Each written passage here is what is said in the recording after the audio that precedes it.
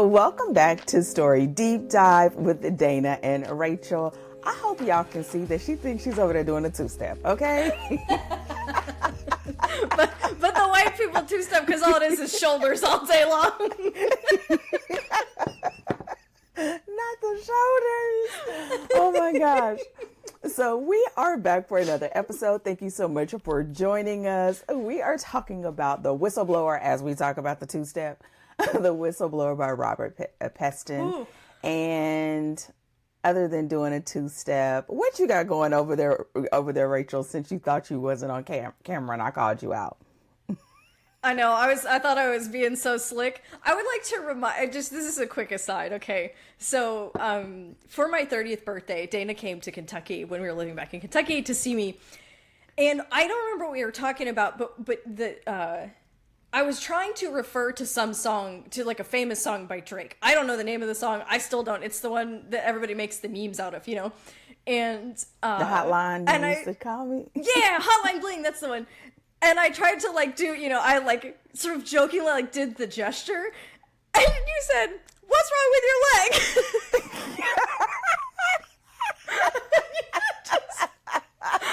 You said, "No, ma'am. What is wrong with your leg?" "No, ma'am."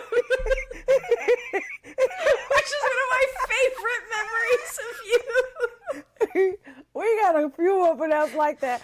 I be like, Dana, if you don't sit down and be quiet, you about to hurt yourself. What you doing? The two-step? Doing the twist? I did not know what was going on. Oh my goodness. You are hilarious. So, just we had so much fun too. Oh we really did. We really did. We need to do something on the summer. Mm-hmm. That's what I was thinking, like, because I think it'd be really fun too to get to like record the podcast like actually in person. I think that would be super fun. But even if we record 0 episodes, I just want to see my friend because we always have such a good time when we're together in person. Yeah, we're going to have to plan something this year because we've literally done something almost every year unintentionally after the pandemic. Like we did your birthday. Well, we did Nashville, then we did your birthday. And so, yeah, we need to do something this year before it gets like super-duper hot or something. Yeah. Now that we both live in the deep South. We've got until act like I've May. been somewhere else. Listen, I haven't been anywhere. If you were coming north to Kentucky, it'd be slightly, or if you were like traveling north and we were meeting in the middle, it'd be a little bit different than just both of us right here on the Gulf Coast. It was so pretty too. It was so pretty. I hate that I did not go do the Bourbon tours. Really? I really hate that I didn't do that. Yes. Like okay, a lot. Well then maybe we just need to go to Kentucky on Bourbon tours. And so we'll go to Kentucky anyway and go on the Bourbon tours. Your girl can't hold her liquor, so you're in for a good time. We'll get someone to chauffeur us around. It'll be great. You already We're know gonna I ain't podcast driving. right after. It's gonna be great. It's gonna be quality content. No ma'am. Because if we're like this, sober and on coffee, no ma'am. We just going to have to tell them about People it so it ready. can be filtered. No, I'm not ready. Forget the people. Look, I don't know them people. Listen. Forget about them. I am not ready. Girl, because I can see you ready to curl up and go to sleep. You would be ready to go to sleep. It's true. I'm no fun during, like, drinking. It's not like this brings out party Rachel. Like, party Rachel is sober Rachel. Rachel, who has had an alcoholic beverage, is like, cool, it's time for bed. I am no longer interested in anything that's going on. Good night. So. You wouldn't be alone. It's okay. Oh, my gosh. So, other than us planning a trip to Kentucky, what you got going on, Mel? Now that I've sufficiently derailed us, yes. So it's been a really the kind of month leading up till now has been really interesting because of some of my client work. I've been doing a lot of reading of horror and romance, which you guys know this by now. Your girl is all crime and fantasy. What are we doing in horror and romance? Minus the fact that I read romance anyway because the podcast and Dana gives romance suggestions and I'm in it to win it. But But so, because I have a client who's working with, who like has a romance, it's like crime and romance together. And I also have a client who's working on a horror novella. And so as a part of my work, that means that like I got to get in there and I got to find out what is this genre like, what does she need, what are the essential beats, and and also helping her find comps. Even though she's not pitching trad, comps for her, right, for reference, which you and I both do this with our clients all the time, trying to help them kind of orient their story by using other stories. But what I love so much is that, so these are kind of like, this horror project is maybe a one-off. I don't often work in horror, but the great thing is that every genre has certain things that they're really good at. And like things that the readers of that genre expect. And because it's what readers expect, it means that writers have to really lean into those skills. And so it's really, really great. I love getting to read outside my genre and challenge myself outside of my genre, because it helps me, one, to appreciate other genres, as well as really help my writers lean into skills that are valuable skills, even though they're not necessarily like a skill that their genre requires you emphasize. Now, when I say that, I mean that, so every story, every novel is going to have characters and character dynamics and relationships. So even for my and this is true like for the podcast listeners, right? Even if you don't write romance, you have characters who have relationships, and seeing the way that relational dynamics play out, because that is an emphasis in romance, not just romantic relationships, right? But human relationships, friends, family, enemies, coworkers, all of those things kind of create the relational landscape.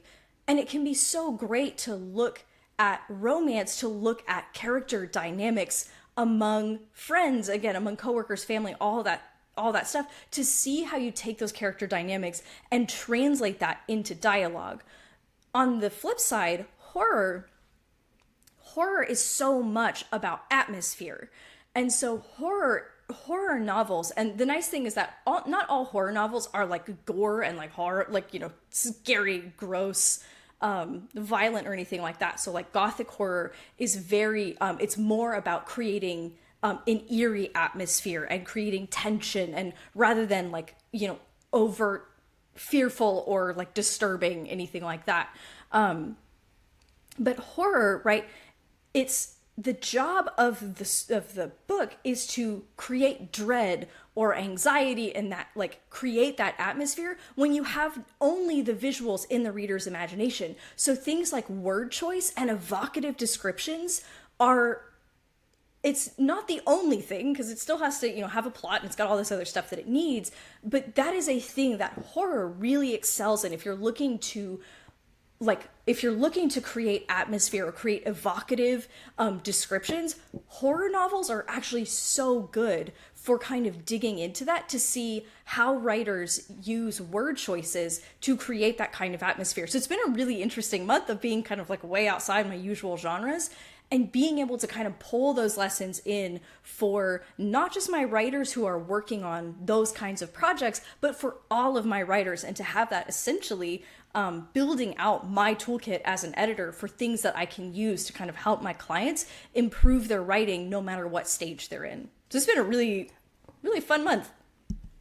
I think that's so cool, because I'm not huge on horror. However, it's a book you and I were talking about earlier, The Weight of Blood. And one of the things that number one, I felt like I could tolerate it a little bit better than an actual movie. And I am finding now that I see the story in it, I like it a little bit better. Like, because I still think movies like Alien, and because Keeman loves those movies. So, girl, now I can actually watch them.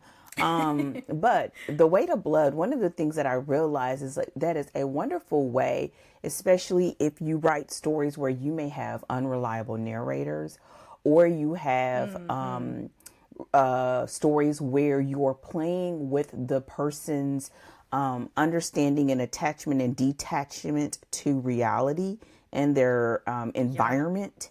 and their circumstances, it really does. That book, I couldn't believe that I really just, one of the biggest things I took away from was looking how you play with the layers or the sort of concentric circles of relationships and how those relationships sort of almost like imploded on her. And again, it's pretty much a horror, right? But having the opportunity to have your current skill set and then go into another environment and just almost like, sometimes you're cherry picking, but other times it's just something that's just, you see it in a different way and it helps you to interpret what you normally do in a new way. And so, that sounds like fun. Now the romance, I'm always surprised Romance how much you have to read romance now. But honestly, you can't get away from it. I consume more romance than I listen, when we first met 6 years ago or whenever, I would not have imagined that. I mean, I'll have read 3 romance novels in just a single month, which for me, I mean, you read like 20 in a month, but for me, I'm like, 3 romances in a single month. What am I, Dana? This is crazy. Girl, then you got me over here reading a book that don't even have an audio book. I don't want to hear it.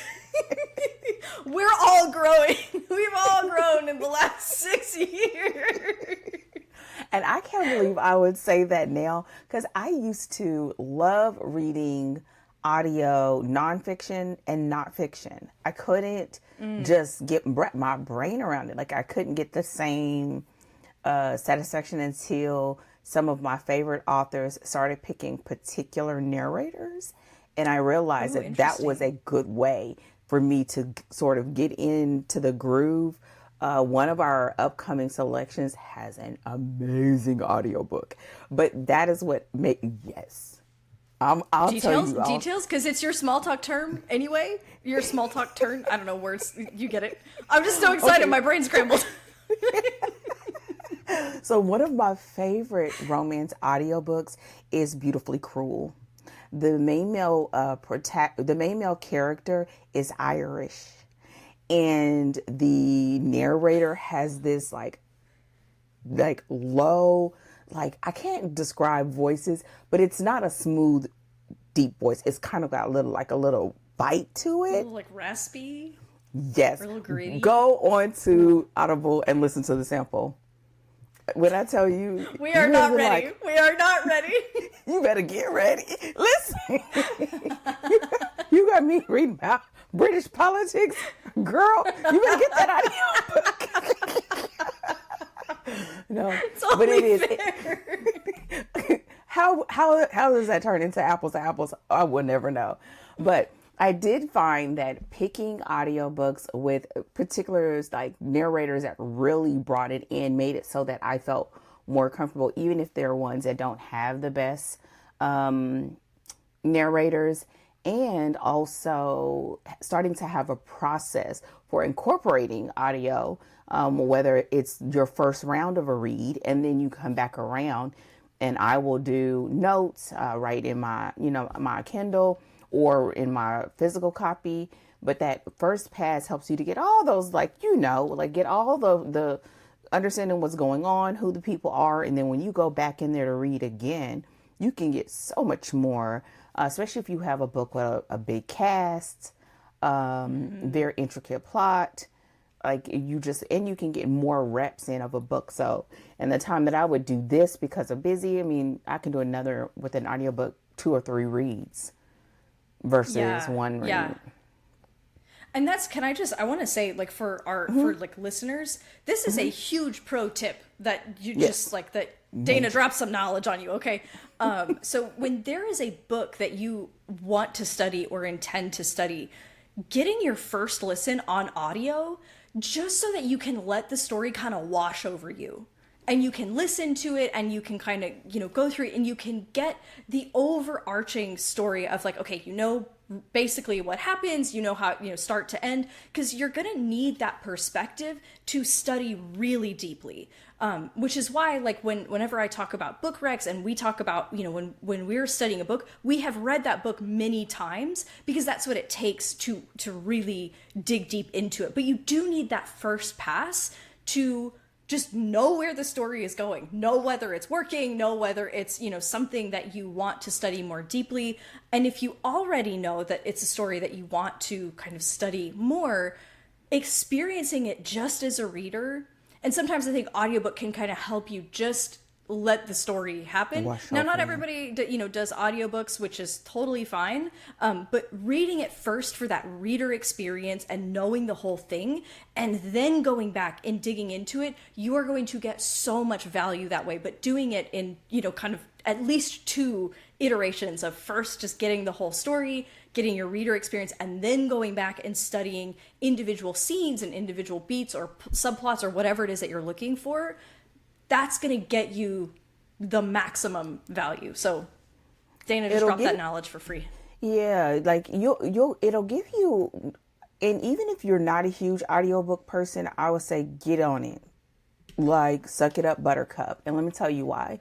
Become one. Right. Listen, because number one, you really should pick comps and have books that you study that you don't mind if you're going to read it 5, 7, 10 times. Oh, yeah. Because if you just go in and you start highlighting and underlining, I remember we were in law school, professors talking about, y'all start coloring in them damn books, because we was highlighting everything. Pink, orange, you didn't know. Everything was important. She was like, if y'all don't start coloring in them damn books. And so you would just start coloring everything. And there's color everywhere. There's Post-its everywhere. And especially if you already are starting to get a hold of the genre that you want to, and then you can begin to have books that you enjoy reading, but that also brings you a certain level of understanding, or you like how a particular author does X or Y or Z. Mm-hmm. And then having that, whether it's in that audio or maybe in a physical copy, where you have your marked scenes or your tab scenes or your post-it notes and your notes, so that whenever you need to sort of ground yourself, or what I like to think of it as, is that you get access to the absolute best writers in the world for less than $20. Like, where they do that at? And so just making that a regular part, like there are going to be some books that you just read to read, and there's only going to be 1 or 2 tidbits. But if you find a good one that really does help you to just know your niche or understand what those reader expectations are, or you love their tone and you love their style, or you love their balance of, world building, or what, you can have books that do all of the things, and then you can have books that do 1 or 2 things. And, it just is, it's a way of always getting better and getting inspiration, and then bringing it to the page in your own way. So yeah, definitely. I can't believe it now. I'm like, if I said how many audiobooks I bought, and how many copies of the same, the things we never got over, we've got hard copy, we've got audio copy, we've got ebook. Honestly, if there was a 4th kind of copy that you could have of a book, you would have it for sure. Like, it's like, this is in a legal pad, on a legal pad, or on parchment paper. And this is what makes it so funny, is all of them are marked up. I have notes in the audio, notes in the Kindle, notes in the... But you know what? Here's the thing that is always so funny to me, is the fact that when you think about it, the art of, whether it's physical art or writing, or it's always been a passed down thing, right? So you get this opportunity to experience something through someone else's eyes, and then begin to figure out, like, how would I interpret what they did? Or, oh God, I love that. How did they do that? And you get to sort of just back up and then, experience it as a reader, then experience it as a writer, and then go to town and make it do what it do.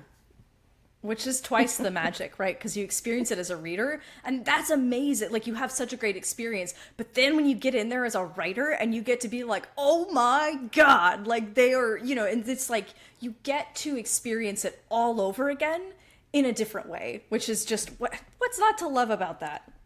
Girl, we love everything. I need another way. Like when people say that, you can sit back and know how the sausage is made. I hate when people say that, but I understand why. I just don't know why. Terrible metaphor. It's just not nice. It's like, ugh. I think it's partially because sausage is not made in a nice way. Like it's not a pleasant thing. So I've been trying to figure out a good way to say it's kind of like, the Wizard of Oz, like that you behind the curtain of Oz or something. But you get to just experience it. And when you start looking at those little things that were hidden to you at the time of reading, because our eyes are gobbling it up or our ears are gobbling it up, it makes you appreciate the story even more in the craftsmanship of the writer. So absolutely. So with that said, y'all, we're about to get into a final episode of us discussing The Whistleblower by Robert Peston. Is that did I say it right? That's gret. You nailed it. Listen, Robert Peston. Every time I wonder, I'm looking around for the book. Where the book at? And this is the story that Rachel brought to the table. Y'all, listen. First of all, I give Rachel such a hard time, and I really don't mean to, but I can't help myself. Because she just be like, okay, you're not going to stop me from picking this thumper. Wait. Not gonna stop me. Get out of here. I was like, are you sure? And you're like, no. I know you really like it. We're gonna do it. Trying to put that back on me. Listen. I'm coming for you. She said, how many months ago? It was a long time ago. It had to been over a year ago. When he was like, oh yeah, I'm reading this great book. I was like, oh, what's the name of it? She tells me we're talking. I was like, oh, I'm going to get it. She says, Dana, I don't know if I was like, wait, do I got the right one? I don't even see an audiobook.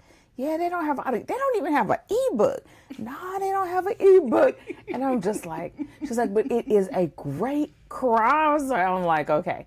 So I buy the book. And it just sits on the table like with my stack of books because I'm trying to keep it in sight because Rachel recommended it. And I picked that book up one day. I was like, girl, what is this? She's like, you gotta get into it. And then, listen, y'all, listen. I had that book for a cool minute. I should go back to Amazon and see how long I had that book before I actually read that book. And in the end, it is a great book, which is why we're talking about it. It's still not my jam. However, I can say that it is a story that I would probably try to read again because I did miss the opportunity to have multiple passes. I do better with multiple passes than trying to really digest a lot on a one pass. And so with that said, this episode is all about our editor's take. Y'all, even though I'm giving y'all all the shenanigans, our editor's take when it comes to this story. And I think it's going to be another amazing episode because we have really pulled out some pretty interesting stuff. And I think it is applicable not just to crime writers, but also to any kind of writer. And so let's go ahead and if you would give us the summary again before getting into some of the things you would like for us to sort of cover as we close out our analysis of this book. Absolutely. Let me hit you with that summary.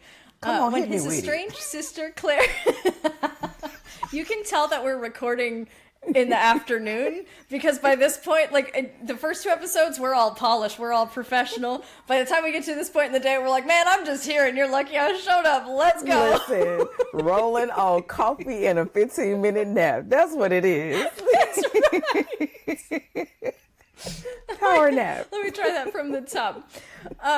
When his estranged sister Claire is killed in a bike accident, journalist Gil Peck begins to investigate the secrets she left behind and the powerful players in the government she worked for during a major election in 1997. Peston brings to bear his expertise as a political journalist to fabricate scandals, conspiracies, and seamlessly integrate them with Gil's emotional arc, attaching us to Gil despite his flaws and getting us as committed to the truth as Gil is. Listen, I know that's a good one. So let's dive into our editor's takes of some of the takeaways that we'd like for our listeners to have, and also for anyone that desires to write a crime novel. I think if we could maybe even think about crime novel in general, because we have you, I'm saying our resident crime novel expert, and then also a story, right? Come on. And writing a story, I think like this, because it's not just a crime story. His ability to sort of, either his being a political, investigative journalist, but also, infusing your expertise into your novel. That is a great way to brand yourself in a way that can't nobody do. And we didn't really talk about that in any of the other episodes, but it really is, because you can bring that to the table, and really give people an opportunity to kind of peek behind the curtain, and then also sort of give them access to what they wouldn't have known. And then you get to use what you know, and then reserve your energy for making sure the writing is correct, if that makes sense. So, yeah. Yeah, well, and I think crime is one of those genres that is really, really good for this kind of thing. If you have a particular type of expertise and you're wanting to translate it into fiction, crime is so often an amazing place to do that, because basically it gives you an angle for your protagonist to try to solve the crime. So that's why you have a lot of former police officers, former lawyers, former journalists who end up writing crime fiction, because now it's like, you have sort of, because crime is sort of like a content-based genre, right? So it has a particular, it's a plot style, right, of crime that, it comes with who did it, clues, suspects, like it kind of has its own requirements as a genre, again, versus fantasy, which is more setting, not content specific. It means that you get to bring that, whatever that angle of your expertise is, to the content of a crime story. So it's like you can write a murder mystery and it's like, okay, someone got murdered, and then you're a doctor or something else, and you can then take that experience and turn it into something that your average reader can actually understand, because you're showing them your expertise at work inside of a story. And I think that's something that Robert Peston in particular does really well, because you're coming at it. And again, I think we were, as Americans, we're not really the intended audience, but we wound up with the book. And so here we are. But even as an American who doesn't understand British politics especially well, I was able to understand things like the stakes and the conflicts at work, even though I'm coming from the outside, because he's taking his expertise and he's translating it into plot points and information that's contributing to the crime itself, so that it's sort of sneakily helping me to understand this world without having to explain, info dump explain it to me. And you get these quick little moments where Gil will say, this is how this thing works, in preparation for, something he's about to do or some strategy he's about to deploy to try to get information. And then I get, I have just enough background, and then I get to watch him live it in the story, and it makes it more accessible. So I think that you're right. We didn't talk about this, but crime stories are really good for this kind of thing. If you're, you have an expertise from a certain kind of job and you want to write fiction about that thing, because crime comes locked and loaded with kind of like a plot for you to start working with, and then put your kind of unique spin with your expertise on it. This, I mean, we didn't say we wouldn't do this, but it makes me think of a question. What are the recommendations for people who would like to do that? How do you then bridge or recommend bridging in the technical aspects of it? Or is that also just like the difference between whether you do a murder mystery or a cozy mystery, that you can find the subsection of that core genre, and that will help dictate how in depth you go in those other areas? Because if you're leading from a place of an expertise, that may not be in crime solving itself, right? Yeah. So what would you recommend? Yeah. Okay. So there's a few things that I recommend. So number one, I will say crime does come with its own suspension of disbelief, which means that you have some leeway for not getting other aspects of crime technically correct. However, there is so much easy access to information to like clarify any of the details of like, what could a police officer tell me, or what could what information could I get access to, that answers like easy crime specific questions. And what that's going to do is if you do that research, it's going to help you find opportunities for conflict, because it's like, oh, a police officer couldn't give me X, Y, and Z information. How the heck is my protagonist going to get it? Get creative, because now you can give the opportunity to show some really creative problem solving and make that story more interesting. So that's just kind of thing number one, right? As far as like the crime aspect isn't your expertise, there's loads of resources to get answers to those kinds of questions. And even if you fudge it a little bit, I mean, listen, James Patterson writes all kinds of crazy stuff, and people read his books and love them because they're interesting and exciting. So, it's I don't think it's going to make or break your book, most likely. Right. They're not there because they think it's a crime textbook. Yeah, precisely. Yes. No police officer is studying this to understand procedure. And if they are, we have a whole different problem. Yes. But the other thing when it comes to, so that's thing number one. Thing number two, if you are thinking of doing that, read a bunch of crime novels. Just read in that genre. It's okay if it's not also, your protagonist isn't also a doctor or isn't also a cobbler or whatever it is that you're bringing to the table. Am I from 1890? Like, you're a girl, cobbler. I don't know. I was like, listen, I just thought it was an old lady Rachel moment. I was just gonna let you ride with it. This is the Victorian ghost Rachel moment there. So it's okay if your protagonist, if the book you're reading doesn't share the same occupation as your protagonist, because what you're looking for is how do crime novels work? Because they are a plot-based genre, the work that the protagonist does is going to add flavor to that, but the fundamentals are going to stay the same. Plotting the investigation, creating those clues, having a suspect pool, playing fair with your readers, all of that is going to be the same. And so you really want to read lots of crime novels to get a feel for the pacing and the way that a crime novel needs to unfold and the beats that you need to hit, and that's going to do more for you than any other thing that you do. Is understanding how the basic crime novel works, whether it's a murder mystery, a crime thriller, it doesn't matter. And then lastly, then you layer in your expertise in your plotting. Again, you're looking at what unique opportunities does this provide my protagonist? What unique obstacles get in the way because of the kind of job that my protagonist has? What opportunities for creative problem solving does my protagonist have from this work?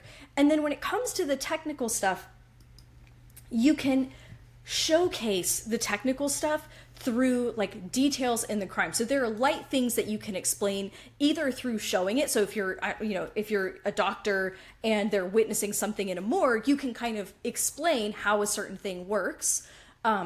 They can explain it to another character. Now you want to be very careful with this so you don't overdo that. But I think when people see it in action in the story, they will understand it very quickly. So even technical stuff, you don't have to explain that much, because the conflict itself and the events are going to kind of let us know what we need to know about those technical details. And then, in the process of having like beta readers or alpha readers reading that story, they can give you a sense for if there are any places where it's too technical and they couldn't follow. But on the whole, you need very, very little explanation of that technical stuff, because the story is going to showcase it. It's like a magic system in a fantasy novel. When they see the magic in action, that is going to help them understand leaps and bounds more than just giving them a dump of stuff that they need to remember about it. So you're balancing seeing whatever that technical aspect is in action with a little bit of explanation to help support when needed. I would also add to that a couple things. One is going to be, don't forget, you can always check out the Complete Crime Writers Workbook by our very own Rachel. Thank you. You can find that at storycipher.me. Come on, let's go.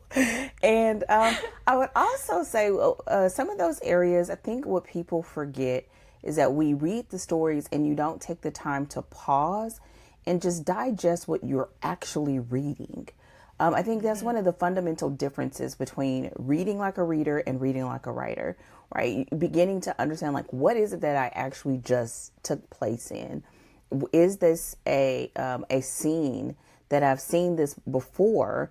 It may have been the dynamics were different, the characters were different, but I saw this sort of gesture before, or I've seen this sort of moment before. And when you start seeing that repetition, that gives you an idea of what are some of those things that readers are accustomed to seeing in this type of story. And even as you hear us talking about elements, there are so many different things that you are going to discern just by being present and accounted for whenever you're reading. That will go a long way. And then you can just use those books that you read, particularly the ones that you really like, and even the ones that you don't like, but you know it's helping you to be able to distinguish what either you didn't like or what didn't work for you, or things that you would have maybe handled differently in a positive, constructive sort of way. And so, yes, that's the other thing. I would just say in making sure that you are taking the time to sort of like suss out what you are learning and carrying that from book to book until you sort of create this foundation of, okay, this is what I'm going for.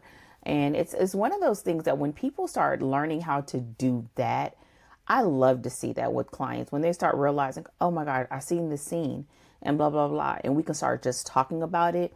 I know that the light is on and somebody is home. Yeah. Okay. It's Yep. and then they start saying, oh, now I know, or they come and they have their list of scenes that they know they need to have. And it makes a big difference between having built that, document up for yourself versus just having a general book that says, here are the things that you need. When you mix something like a great foundation, whether it's a workbook or resource, along with your own knowledge that you've acquired from those books and books that you can go back to really re-engage if you need to get a better understanding, it makes a world of difference. And it also can help you a lot with your level of confidence and comfort when you are starting that draft of that first book or that first draft of the second book or whatever. So with that said, so let's go ahead into a couple of more things. So with the editor's take, what are some other things that you want us to consider? I know I have a list and you have a list. I guess I'll start off with, I want to start off with, as someone who is the non-reader, because I think Rachel's going to like nail it. And even if I said a non-reader, I am more of the like romantic suspense and thrillers. So it is a form of crime, but it's not crime like this, right? And so with that said, I would say things that I felt like this story did really well was, and then I'll give my cons as well, because I have a few cons. I really feel like one of the things that I thought that it did well was that we had a protagonist that was a little bit on the quirky side. I don't want to say he was quirky per se, like the whole story, but I think he was one that it took a minute to fully get in gear and to be in alignment with him. But as we were going through the process, Peston made it so that we were concerned about the thing that concerned him, even through the point of him starting to understand what really mattered. Because in the beginning, he was still trying to figure that out. And I think what that says to me is, like, whenever you have stories that have a dual protagonist, you sort of can skate on that a little bit, because you can have one character that's really good and the other one is like, all right. But in this case, he didn't have that. And that means he had to hold our attention for enough time for us to begin to see, oh, this is the thing that he's working out. And so I think having the dynamics of the setting, the dynamics of his expertise, that helped the story to carry you until you got to the place where you just saw that Gil was just a man trying to figure this out. He was a man dealing with grief. He was a man dealing with having distance, even in his relationships with his parents. And he really was trying to cling to the thing that he most identified with, because it was the thing that he did well. And I think it's something that in and of itself is relatable by many. And so I think that he did that really well. Another thing that we talked about was infusing his expertise as a political writer or political investigator. I loved that, even though I'm not huge on politics, but I like, as someone who is a natural learner and curious, I feel like that part would pull me in, understanding these things. And it didn't feel like gibberish. It didn't feel like so much stuff and you just want to skim over it. He knew just how to give you enough to keep you there and keep it moving, that it made me really like, I was telling Rachel, I give her a hard time, but I do plan to read it again. And so I think that was another thing that I thought he did really well with weaving in the expertise. Now, it's going to be mixed with a pro and a con. Did you want to jump in there, or did you want me to go into my con? I want to just squeeze in Go one ahead. thing really quick. Come on. This is a recommendation I've made for some of my writers who are neither crime nor fantasy, but who are writing in more technical environments, like as in, or in more like in higher context environments. So like if you're working in finance and you have a story that's set in those kinds of worlds, that's going to be super high context for your average reader. And so this is a book that I recommend to just about anybody who's writing in a higher context field, even if they're not writing a crime, because I think that, just to your point, Robert Peston uses the plot to engage us and help us understand, even as outsiders to a high context environment. And those are mechanics, I mean, I'm talking at the scene by scene, line by line level, that are really worth looking closely at, because it can be really hard to write a story in a field that you know really well, but most people don't understand that well. And to do it without, just like you said, kind of giving like a paragraph of like, well, here's how this thing works before I get into the scene. And then your reader's like, oh God, save me. There's just like, then they don't want to read anymore, or they glaze over and then they can't understand the story because they didn't read that paragraph. And so using the plot itself is similar to what I was talking about earlier, of using the plot itself to really help them to understand the context. And most importantly, like, understand the stakes in the context. I think if you focus on using the events of the story and even, aspects of the narration to help them understand the stakes of the environment, you are going to have their interest. And that means you're going to be able to translate that high context environment to them in a meaningful way. So I just wanted to kind of tack that on, because this is a recommendation I have made for non-crime writers who are dealing with a story inside of that kind of high context environment. And it's been really, really useful to them to kind of wrap their mind around and have an example of how to do that in a meaningful way for non-expert readers. Girl, you gonna kill these people with this book. Okay, I agree. Now, what you tell them go buy that book. I just want to be a fly on the wall. I just want to see their faces when they. We've talked about the fact that it is in alignment with doing a crime story. We talked about the fact that he did it an expert execution of incorporating his expertise into the story. Now, there are some things that I personally was like, not sure about that. And listen, I don't know this man. If he ever want to come over and and have an interview, come on, come on, come on. However, there was a couple things. Number one, listen, I have a long list. No, I don't. Number one, I feel like the first act, I felt like it was going to kill me. So therefore, I really do feel like, I think in the beginning of the story, they were working really hard, or he was working really hard to establish Gil and establish his grief so that we can have a connection with his sister and his desire to sort of bridge that gap, because that would be the thing. Because essentially we had the sort of beginning, and then it goes into him kind of going back into his work mode, and he wasn't quite focused on any of the details surrounding her accident.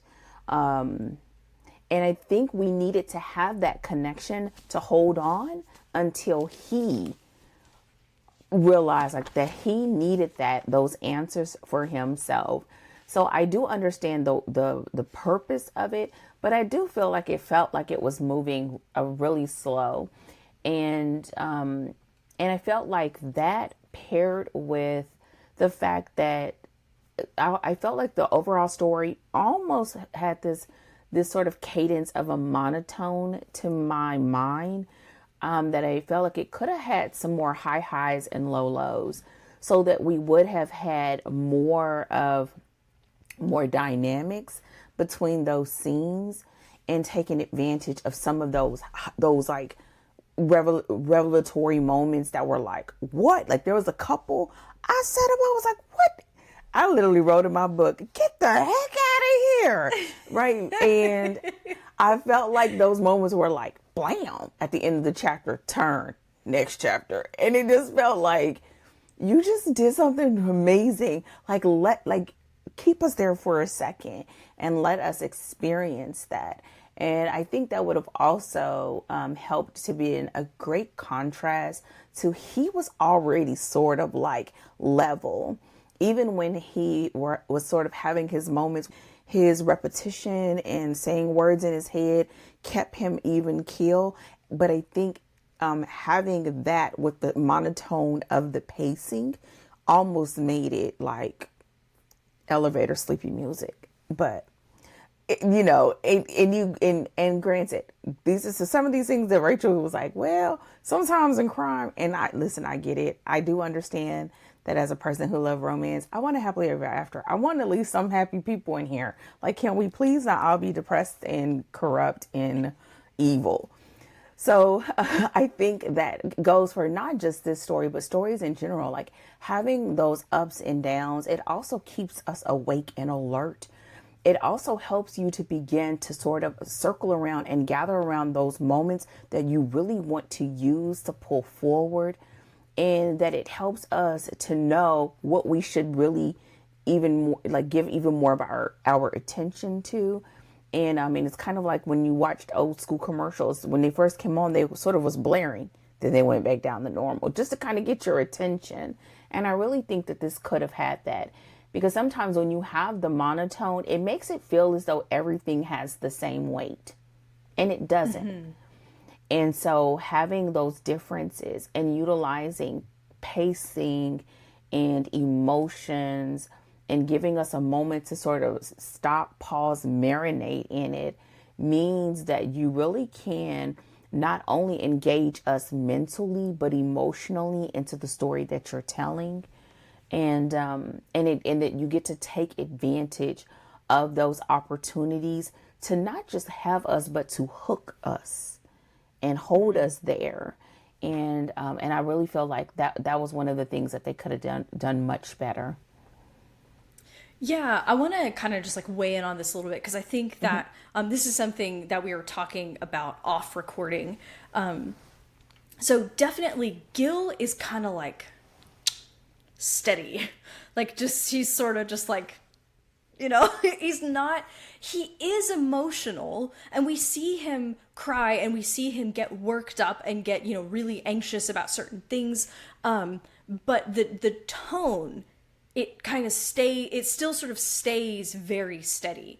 And this is really common in crime novels where they're not deeply emotional a lot of the time. Now, this, again, there are always exceptions, but a lot of the time they're not very emotional. So they're we're very fact and like information focused, where it's like, wow, this is a crazy piece of information. This means I need to do this next thing. And that's where we're like focusing all of our attention. And so as a crime novel, for your kind of like avid crime reader, this is going to feel not that unusual, right? Where it's just like we are just moving and we're staying focused on the facts, you know? But I think that what you're raising here is an opportunity for present crime writers to take advantage of, yes, it's quite standard that, you know, crime novels are not particularly emotional. And some of that, this is a quick aside on this subject, but I think some of that is because crime novels deal with actually very ugly like realities. Mm-hmm. And so there's an emotional distance that we maintain because what we're not exploring in most crime novels, again, not all, but in a lot of crime novels, we're not exploring the deep emotional impacts of crimes and murders. And there, you know, we have some of those grittier stories for sure that lean more into the emotional side. But there's a little bit of this like removal from crime because what we're focused on is the puzzle. We want to like, it's like a Rubik's Cube, you know, we want to solve it and we're trying to work the puzzle rather than experiencing something emotionally, because that's very vulnerable particularly in the crime genre, because it surrounds, you know, violence against other human beings. So that's a part of kind of crime and how crime works. And the reason why people read crime, because they want the puzzle, not to feel disturbed emotionally. And as someone who doesn't always like to feel emotional, I'm like, sometimes I just was like, ooh, a murder and a puzzle. Yes, indeed. Like, I don't have to feel anything. That's good. We're getting real deep into my personal life. But I do think that what you're raising here is that there is an opportunity, even if, you know, you're writing a crime novel and you don't want to go into, you know, the tragedy of murder, which I can understand why you wouldn't want to do that.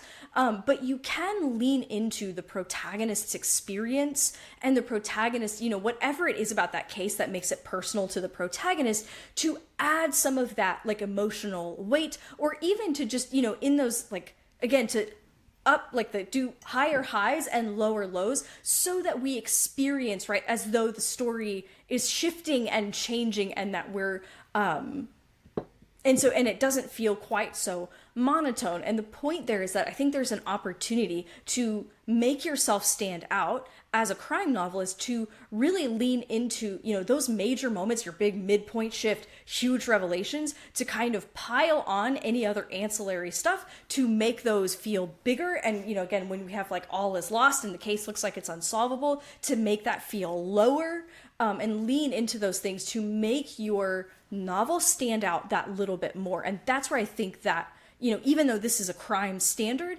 there's an opportunity there as well to still deliver on all of the crime expectations, but differentiate yourself from lots of other books by leaning into, you know, escalating those high, like, you know, the highs are higher and the lows are lower. Just stick with that. Yeah, it makes me think that I get it. Yeah, and it makes me think about how people usually, whenever you think about dark romance or romantic suspense, really it is the emergence of romance and mystery, thriller, suspense into a romantic story. And a lot of times we do get that. We get that puzzle, or we get that sort of riddle with the emotional impact, even if it's not a lot of, depending on what authors you read, the darker side of the crime, but you get a lot more of the emotional effects. And granted, I think it would be a choice that you'd have to make as a writer. But I do believe that you'll always hold people's attention more when they don't know what's coming next. And not knowing what's coming next goes beyond just the revelation of content and the twist in content, but having those differences in those moments. And basically, like, you've already done the hard work. Go ahead and add a little bit more so them scenes can go ahead and knock it out the park. Yeah. It's okay. Lean into those scenes. Yeah. Exactly. Love it. Love it. Now this is, I'm going to say this, and then I know you have more to add, because I know this doesn't go here, and this can totally be a Dana thing. So I'm warning y'all, but I really would have liked to say that, like, that had at least one or two more people that represented something not evil, or not evil. I mean, that, just that wasn't just about corruption and being, everybody's out to get everybody and everybody's an opportunist. And I get it. I get that's the story that he's telling. I just always feel like when I close the book that I feel like it's time wasted if nothing feels like, oh, like there's some silver lining. And I get that people change and everything. And in this case, I would say you make the decision yourself for your stories. But I would encourage you to have a moment with yourself when it's like, what do I want people to walk away with? If I want them to hold on to a piece of this book, because the reality is great books, we carry those books with us forever. And if you give us something to hold on to and make us believe and want to do better and want to be a vibrant contributor to our country or to our political process, or want teach us that there is it's not mutually exclusive to want to be great at what you do, that you can do that and still have a vibrant family, and that you can't get a second chance with someone that's gone, but you can get a second chance with being the best uncle and the best brother-in-law and the best son that you can be now that you know. And I think it makes it feel like it for me, this kind of book just feels like gratuitous stuff. If there's not something that I can walk away with that makes me feel like, And in this case, you do get the benefit of his expertise and all of that. And I thought that was fascinating. I probably would have liked it even better if I knew what was going on. However, in a slower pace, I could always be like, ChatGPT, help a sister out. But I just feel like that last little bit would have been, because the reality is we live in a world where people experience these things and it's not that far off from the truth. And knowing that even in those moments, there are people around you that do want to do the right thing and that do want to show up. And sometimes you do need some authors that are just okay with poking the bear, just to know that you are awake, and that may be it. But I would have liked to have more representation for at least a little bit more of, I know I can't get a HEA, but if I could just get a little bit more like goodness or a sense of balance when it comes to the cast, when it came to that particular area. So even more, this is a genuine question. So even more than just Gil actually, like, in the story does get a second chance at being a different brother-in-law and a different son and a different uncle. And we actually start to watch him make those decisions. But you're saying you kind of want a little bit more of that to outweigh the fact that the world that he's operating in is heavily weighted toward all the bad stuff. I think adding that on to the end helped. But one of the things that I always think about when I look at a story is, like, if you think about the story where that particular part of it was maybe 15%, maybe 10, maybe 20. Mm-hmm. I would say in this case was 10 or 15. You had the other 85 to 90 of the other. So having someone, one or two somebodies in the cast that really did just want to be a good, I think Jess, right? But just because we don't want to do spoilers, but I just feel like, I don't know, that could be a soapbox for me, but just having one or two elements that represent, whether it's normalcy, good, people that are who they say they are, like everybody, because there was so much smiling in your face, or it makes it seem like, oh, we are homeboys and slap on the back, and all of it was games and manipulation. And because I think at the end it just would make you think, you turn into being a cynic, like you think everybody's out to get you, and everybody, and granted, I don't know, but I think it makes the world feel a little bit better if that's not the way that I feel about it. So I think having that in the end, it does help. But I think having a character or two in the body of the story that had a presence would also make it so that there is this constant thing where it's like everyone does not have to make this their choice. It is a choice. Or everyone does not have to be this to operate in this environment. And I think what that does, it also challenges, not just in the story, but it challenges how we see those types of people, right? How do we see investigative reporters? How do we see lawyers? How do we see cops, right? And we don't understand that we are sending messages in our books and in our shows and all that of who we think those people are. So that's what I mean. So yeah, I think that's good. But in this case, I just feel like that was a con for me, and I would have just added a little bit more to give it a sense of balance. And it wouldn't have been a full balance. I just think a presence, a constant presence. And I do feel like there was one or two people, but I think, I just would have liked that. I have a couple of thoughts on this, and just like one of them is just sort of like more of like a theory of something I'm wondering that I can't really, unless I literally spoke to Robert Peston, couldn't probably, confirm or not. But the first thing I want to say, like to your point, there's actually a lot of research going on right now of the impact of stories of empowerment versus stories of victimization.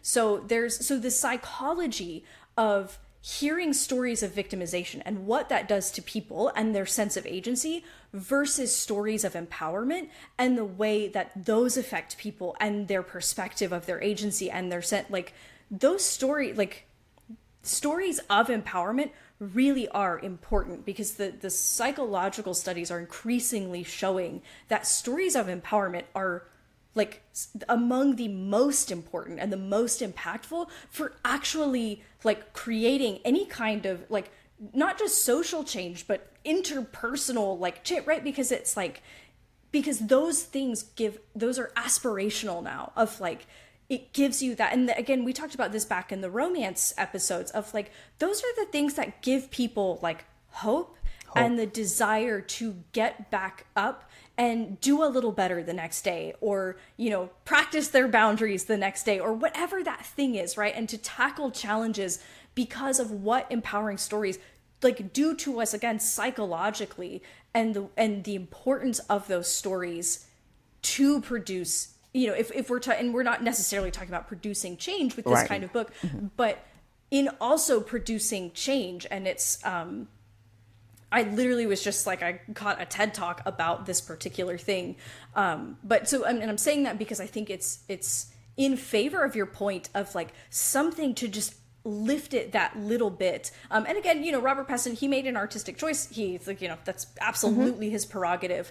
But adding that, just that extra little bit to like, make it feel like, even if that's the situation and it's worth it to fight for a reason, or to be a good uncle, or to, right, like any of those things that just help lift that, to make that sense of, again, to give that sense of hope, rather than it's just bleak and you're like, oh no, right? And that's not, no, it's not good. Exactly. So something that I'm wondering about is, because the Crash is a little bit different. It's still pretty, like, I mean, it's definitely very like, wow, it's really gross in this world. Like, there's lots of, shady shenanigans and we don't like any of it. But so the Whistleblower was published in 2021. Now, it was traditionally published, so that means that it might have been finished, but like the manuscript itself was like finished and ready to go maybe in like 20, right, like it was starting to go out, or it went to the editor in like 2020, and so the manuscript was maybe finished in 2019. Now that's assuming that it took like a long ass time to get out, but but it means that possibly he finished the book in 2019, and then 2020 was revisions, and it was ready to go out late 2020, early 2021. And I'm just wondering if there's a difference in the time, right? Like 2019 and where we were at, like environmentally and societally versus after the pandemic and after, you know, the last several years and all of the, you know, and so I'm just wondering if that impacted the way that this story went, and if the story would have been different written now. Like if he would have approached the story differently. And I don't know if that, you know, it might be not at all, but I think that's a theory, something that I wondered about.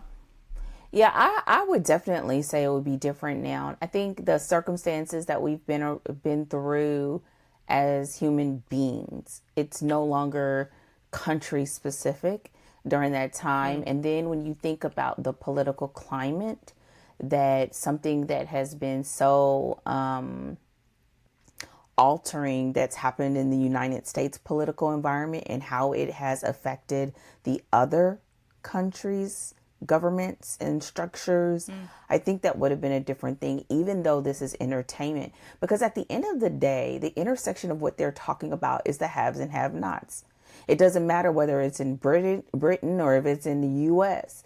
And whether it was intended for an American audience or not, if the bulk of readership comes from English-speaking U.S. readers, well, then you're going to cross that. It's going to be that intersection.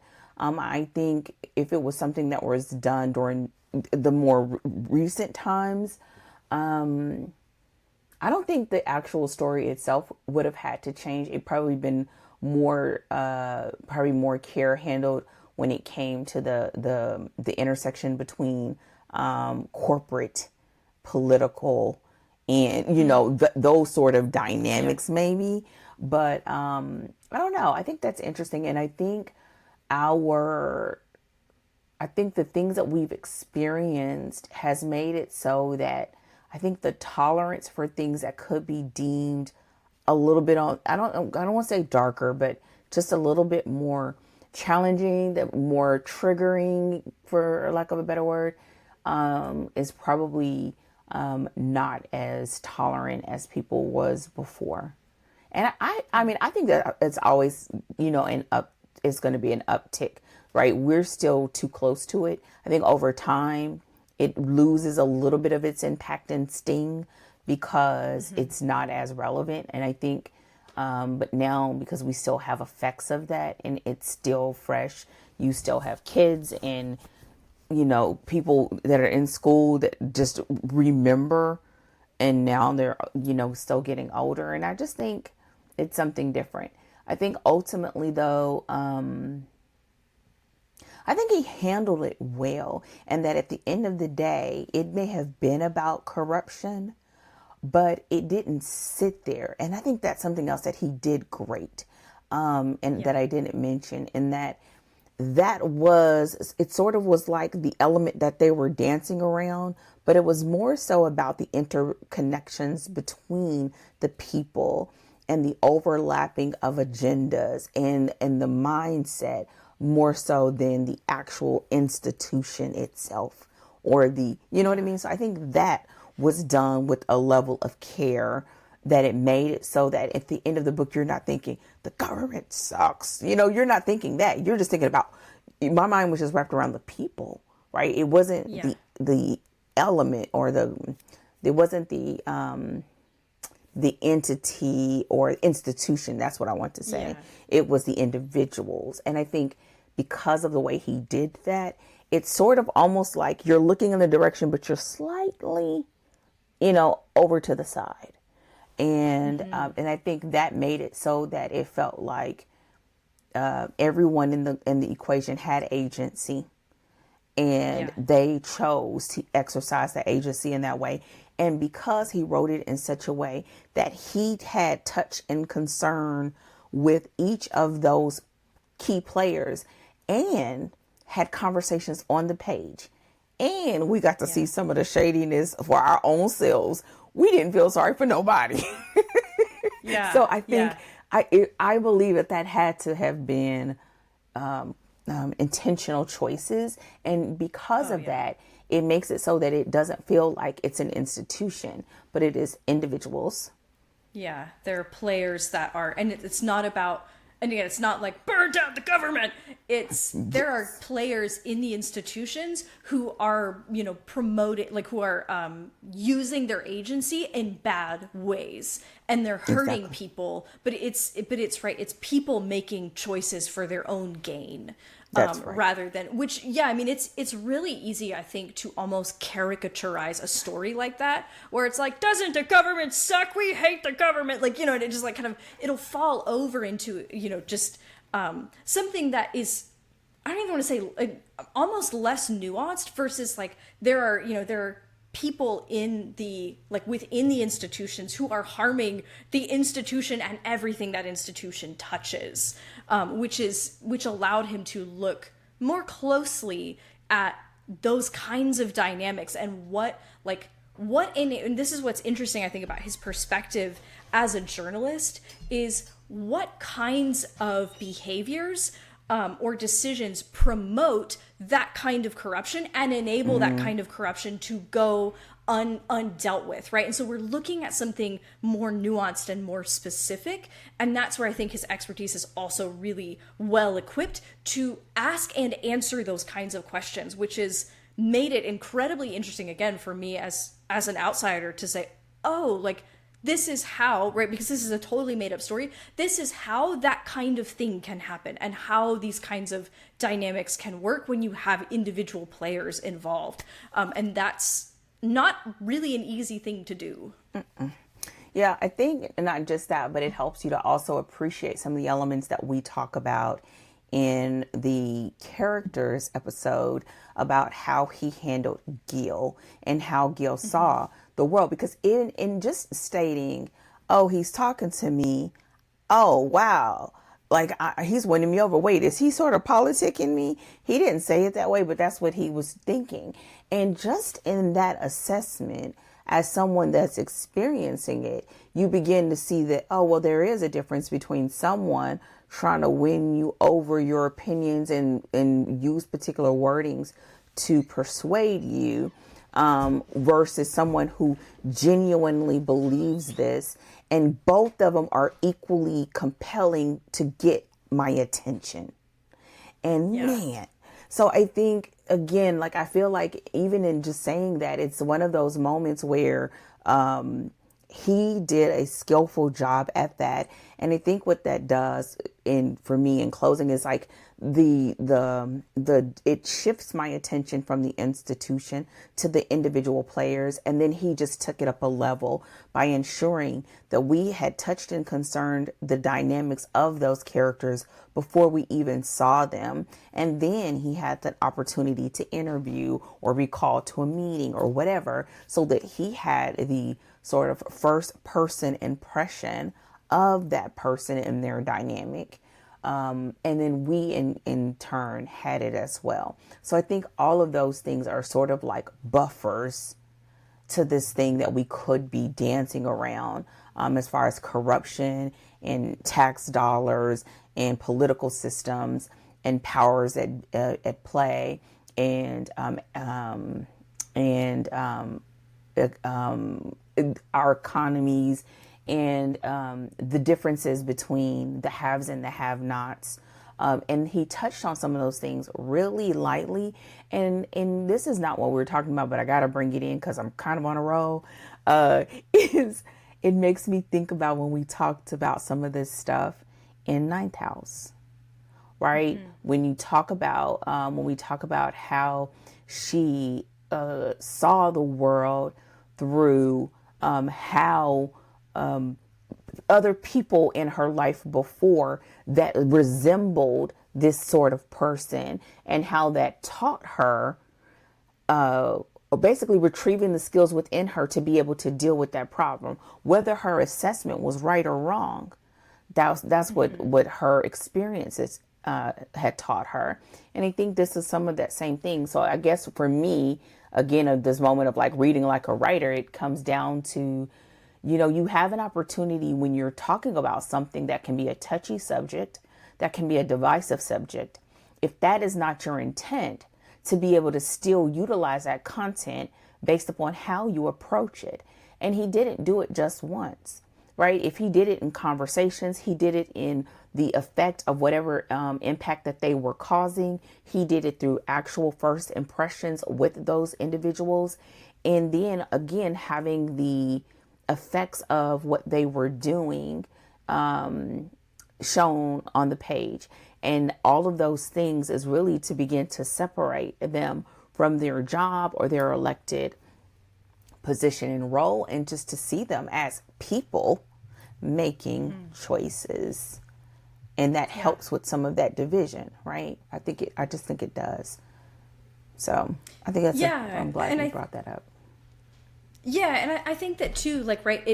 It makes it a more comprehensive look at, like, it wasn't just like, oh, the Tories are bad and the other ones, which I can't remember, I can't remember the two parties, but like, right, this one's good and this one's bad and look at how dumb. Like, it's not that.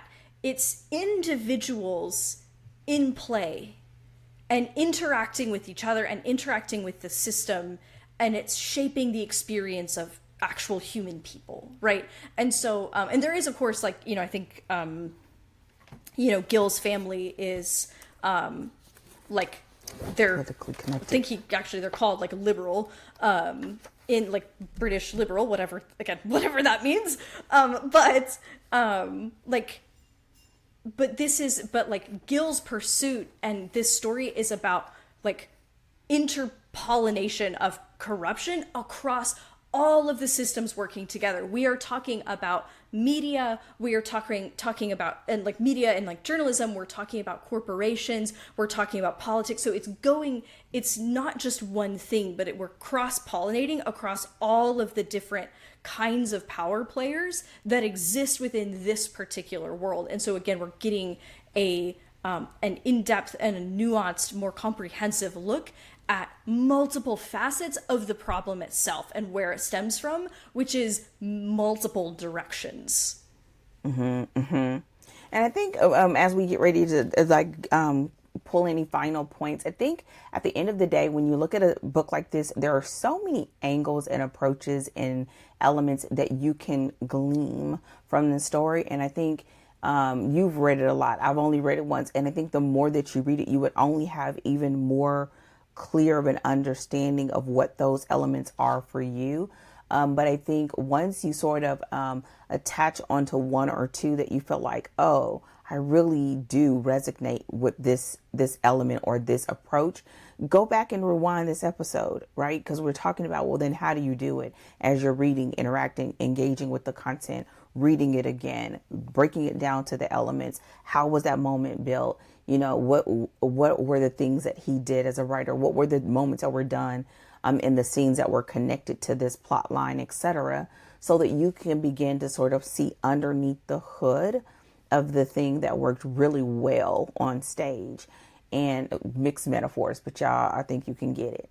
And and I think what this does is to show why at the end of the day you picked this book, because it can be applicable across many boards and not just in crime. So with that said, before we start wrapping this up, were there any other notes that you wanted us to take away from The Whistleblower? I just wanted to highlight two from the previous two episodes of, number one, for any writer, all writers in any genre, look for the inherent conflict in your story. Right. So in your crime novels, one of those things is going to be the protagonist's like job, the kind of like work that they do that brings them into contact with the crime. But also like, right, time and place. This is set during a general election. It's like you said, it's like the Super Bowl for a political journalist and all players involved. And it added so much more pressure and so much more intensity and baked in conflict to everything happening. So when you're looking at your particular story, like, consider the time and the place that it's set in. And again, we talked about the things we never got over, where we meet Naomi Witt on the worst day of her life. She was been driving all night because she walked out on her wedding, and she rolls up into this coffee shop only to discover that her evil twin sister is in the town that she, you know, rolled up into and is causing problems. And everyone thinks that she's her evil twin sister, you know, on top, right? So we open on the very worst possible time that Naomi Witt, like, that we could meet her. We meet her on the worst day. And so thinking about where you're positioning your story, right? The question that you asked, Dana, is why this person and why now? And making those, even those time and setting decisions a part of the story, not arbitrary, but actually contributing to the story as a whole. So looking for that inherent conflict. And then the way I have it in my notes is like streamline your character creation. And by streamline, I mean, don't try to overcomplicate them in the name of realistic or complexity. Look at the key facets of the transformation that your protagonist is going to go through and explore those facets through the story. And so if that touches on their family or a spousal relationship or friendships, but you want to do it, we don't need everything, we don't need everywhere all the time, and we don't need them to be this whole mess of contradictions, because that's how people actually are. You approach them as a writer who is taking a reader on a singular experience. And so craft your character with that in mind, and let the story explore different facets of their characteristics rather than trying to load a bunch of characteristics in so that they seem complex. So those are from our plot and character episodes. And I just kind of want to pull those back in to highlight of like, hey, even if you're not writing a crime story, these are some things that you can take away and that you should be thinking about with your story. Well, with that said, I think you guys, we have done this book its absolute justice for the time that we had.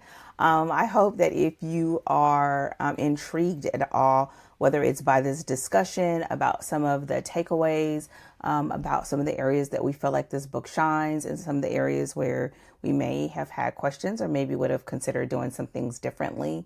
I think it's all done in a way that is both to be intentional, to be creative, and to be students of the thing that we really love, which is stories. And so with that said, are we going to announce our next book now, or are we going to make them wait until the next episode? We started announcing it at the end of the last episode, so we probably should just go ahead and give the people what they want. Also, so they can pick up the book and start reading if they're reading along. Do you have it open, or do I need to open up the? I think I remember what it is, but I don't want to misspeak. Okay. It's Indigo by Beverly Jenkins. Oh, duh! Yes, it is. I've been literally thinking about it all day. I was getting some of our picks mixed up in my head. But yes, Indigo by Beverly Jenkins. We pick our books months in advance. This is why we always have. Let me check my list. So our next book is a historical African American romance, Indigo by Beverly Jenkins, which is my favorite book of all time. Oh my gosh. And I can still say that after all these years. If I tell you guys how many times I've read it, I've been reading this book now almost over 30 years. Oh, ish. wow. I need to see when it was released, because I know I had to been like 17, 18-ish, something. I need to see when I read it the first time, which is insane. So with that said, everyone, if you have not done so already, go get that book. Go get The Whistleblower, knowing that it is a thumper and knowing that you only can get it physically, but get it and take your time and tell Rachel how you feel about it. And then get ready for our next book selection, which is Indigo by Beverly Jenkins. It will not disappoint. And so with that said, we are so glad that you've joined us. If you have any comments, questions, visit us online at storydeepdive.com. We look forward to seeing you there as well as at our next episode. With that said, take care and happy writing. Goodbye.